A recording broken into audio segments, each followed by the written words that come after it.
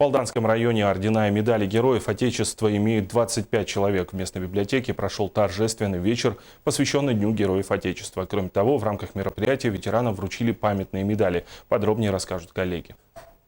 Независимо от того, находят ли награды своих героев, мы должны помнить подвиги и чтить людей, их совершивших. Эта мысль явилась ключевой для собравшихся в День Героев Отечества в Алданской библиотеке имени Некрасова. В России памятная дата отмечается сравнительно недавно. Между тем, своими корнями День Героев Отечества уходит глубоко в историю. Третий год в стенах нашей библиотеки проводится этот праздник. И сегодня приглашены представители от военкомата, от районной администрации, ветераны Великой Отечественной войны, ветераны воины-интернационалисты, участники боевых действий. В Алданском районе ордена и медали Героев Отечества имеют 25 человек.